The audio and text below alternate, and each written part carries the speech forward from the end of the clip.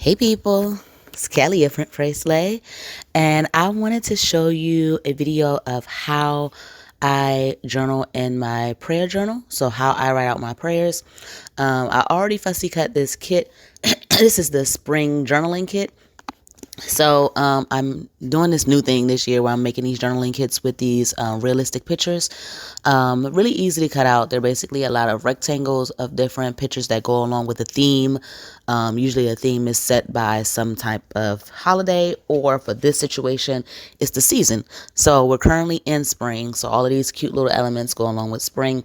And I have these journaling boxes. I situated it around my Faith Happy Planner pages. Well, these are actually happy notes. And I'm going to write my prayers.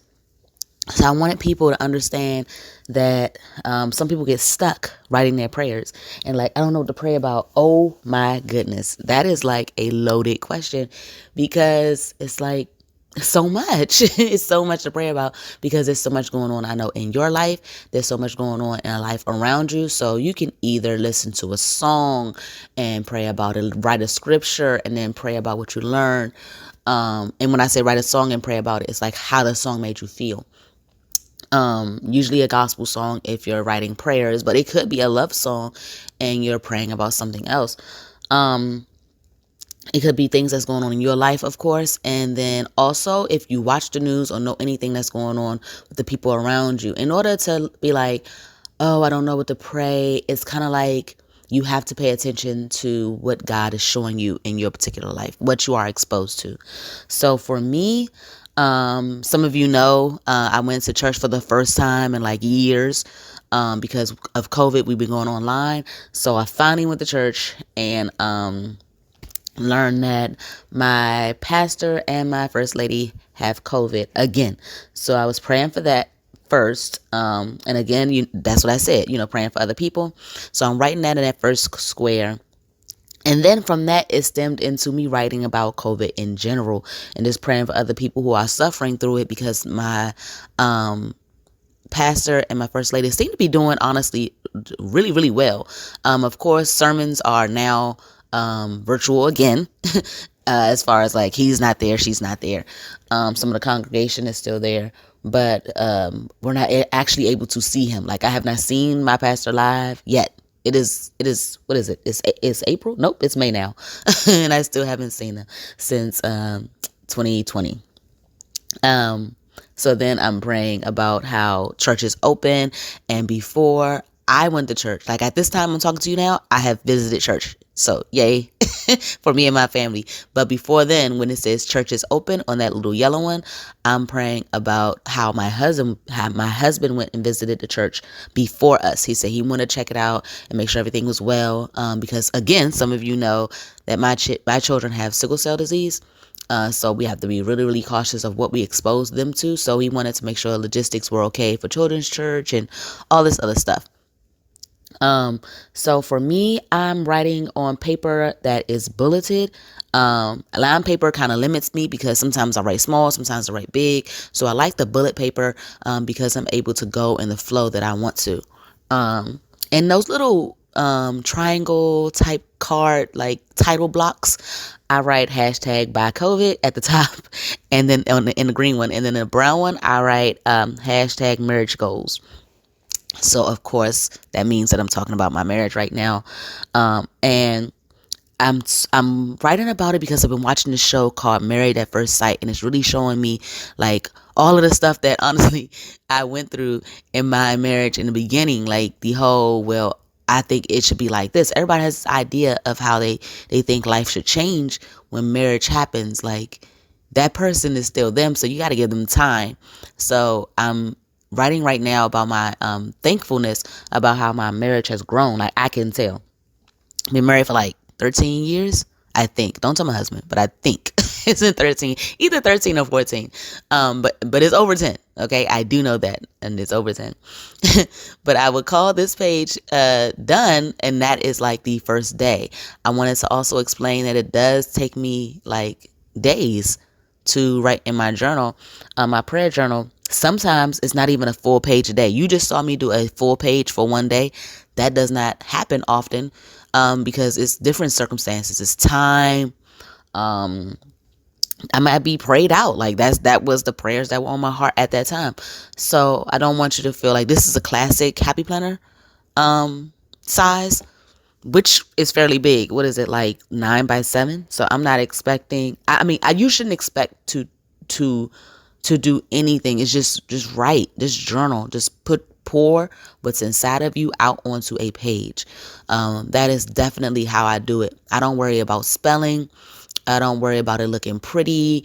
Oh, somebody's gonna see this, so I don't want to have bad handwriting. As you can see, I'd be very amazed if y'all can really tell everything that I'm writing, because my handwriting is so, yeah, and sometimes I misspell words, not on purpose, but just because I'm flawed, and I keep it moving because I don't necessarily want scratches, and I know what I meant because it's a prayer journal from me to God, and as I am writing and praying at the same time, I feel like that's a me and God moment. Like, I don't necessarily like, oh, God, I spelled that wrong.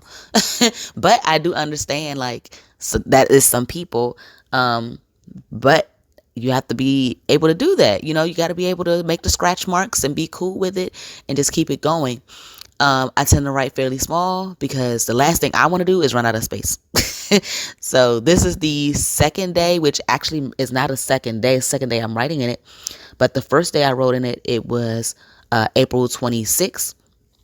And today that I'm writing in it is 5/2. So from April 26th to May 2nd. There were no prayers in here. And you know what I did? You just pray out loud. You pray all day. You pray, I'm not saying that you have to stop everything and pray. I pray as I'm walking. Like if I'm walking down the hall at work and I see somebody sad, I can pray for them. It doesn't have to be out loud. It's in my thoughts. I don't have to run and get my prayer journal for that. So I don't want you to feel obligated either to feel like you have to write them down every day. That is wonderful if you have the time, the capacity, the want, and all of that to write down every prayer every day. Well, you're not going to be able to write down every prayer. You definitely should be praying just without your journal, like just out loud or just in your head, in the car, whatever. For me right now, in this particular one, I'm praying for my scholars. If you don't know, I'm a 12th grade high school teacher. So I'm praying about the fact that they are graduating, and I'm wanting them to have fulfillment in their opportunities going forward as they go into this next stage of life. I wrote family stuff on that one. When I did the tip in and I flipped it over, that right there is probably going to be the first time, I believe, where I write something really, like, I don't necessarily want everybody to get all into it.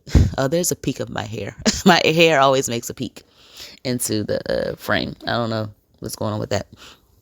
But I love that I have tip-ins, because sometimes you might share your journal, your prayer journal, and you don't necessarily want everybody to see it or see everything that you're, praying about. So you do a tip-in, and your really intimate prayer can be on the outside. You don't have to share your prayer journal at all. I share mine because I really want to use the ministry of Print, Pray, Slay to show people and help people and encourage people on using their prayer journal. And the best way to do that is to show them how I use mine. I do have 2 separate prayer journals. I have one that it's like a coloring book. It's really small. I have shown it on my channel before, probably once or twice. And I'm want to happily announce that I'm finished with that prayer journal. I was in it from 2016 to 2022. Yeah. Again, I don't write all my prayers down. But I was really excited to be done with it. I've been done with this prayer journal many times, but because it's a happy planner style, I can just add pages to it.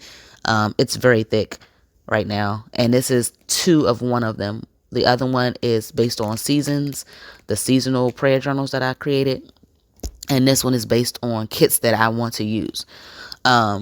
So I was saying that you can just do a tip in and conceal your prayer and be good, or you can have a totally separate prayer journal for those deep down, I'm writing this prayer and I'm crying as I write it type of prayers.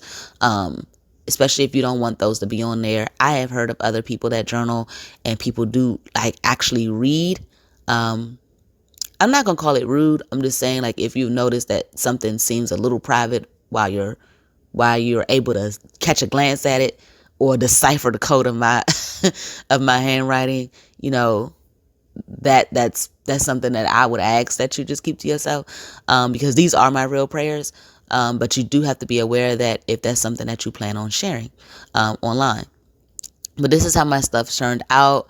I wrote in that other tip in like off camera, but I'm really happy with my prayer journal, and I hope that this is something that you do too.